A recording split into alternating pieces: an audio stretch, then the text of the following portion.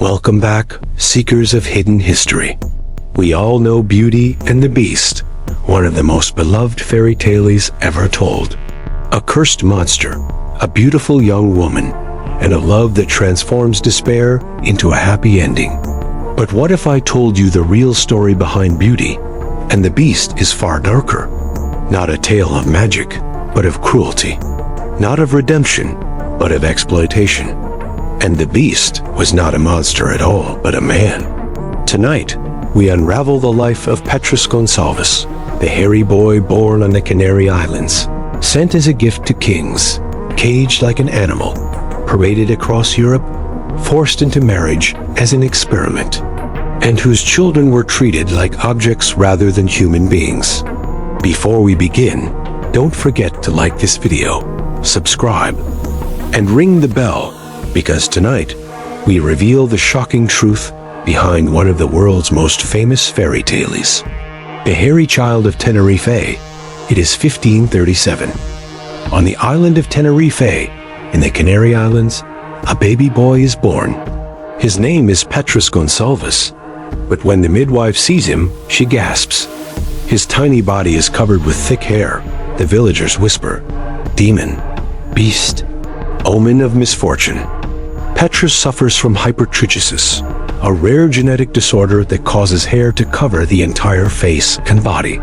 In our world today, it would be recognized as a condition.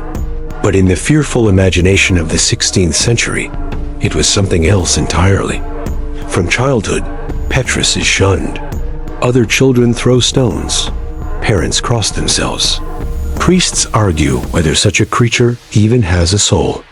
And when he turns 10, the cruelty intensifies. The boy is locked inside an iron cage. Food is thrown at him as if he were an animal. Strangers come to stare, to laugh, to mock. The boy is no longer seen as human. He is the Beast of Tenerife. A gift for a king. April 1547. Henry II of France is crowned king. The court is ablaze with celebration music, wine, gifts of gold, silks, and jewels.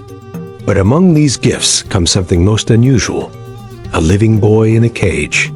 Petrus, the hairy child, is shipped from Spain to France as an exotic curiosity. He is presented to the king as if he were no different from a lion or a parrot. When he arrives, he is thrown into a dungeon.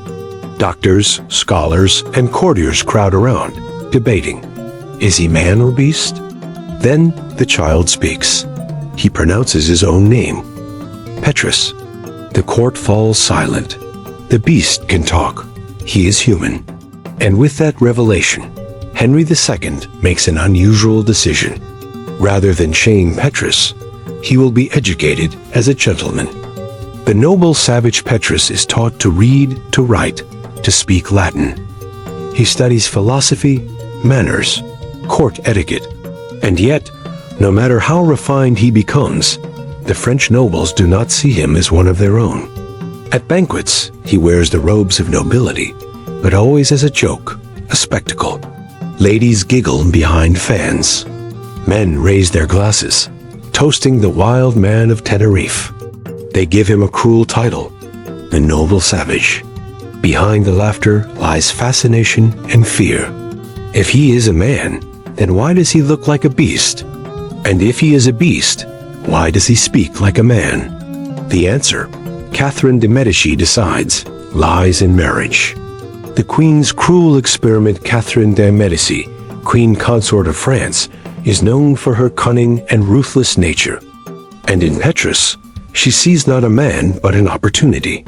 If he weds and produces children, will they be beasts like him or normal humans? And so, she chooses a bride.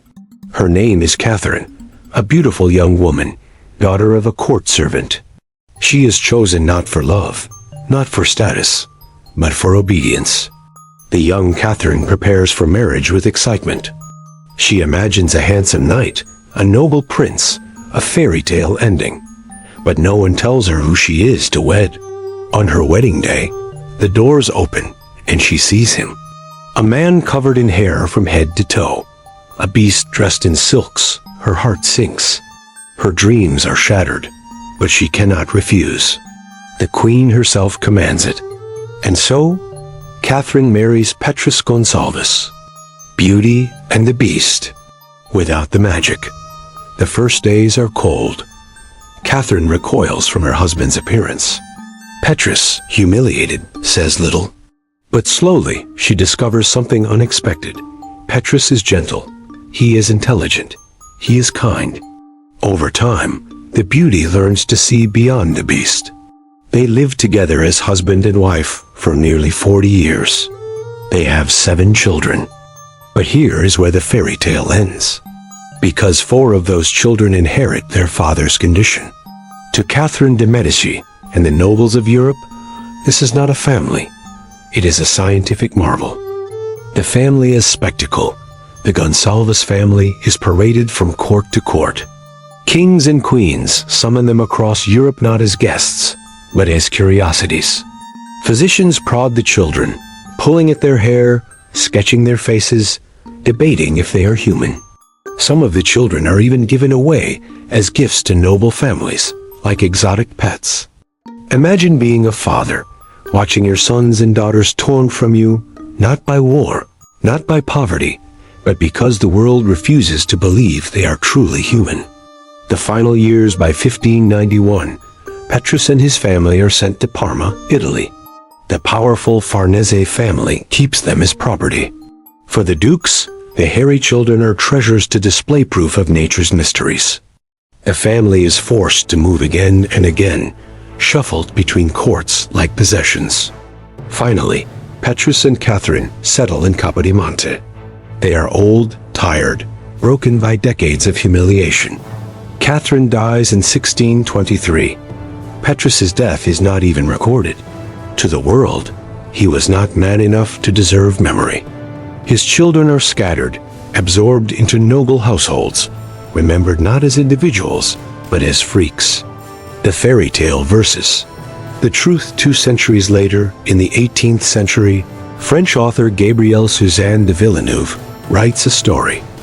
A tale of a beast, cursed by fate, redeemed by the love of a woman. A story where beauty overcomes horror and love triumphs in the end. The world embraces it as a fairy tale.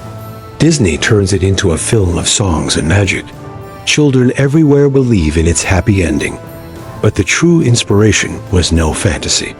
It was the life of Petrus Gonsalvus, a man who was treated as less than human, a wife forced into marriage, children taken and studied like animals.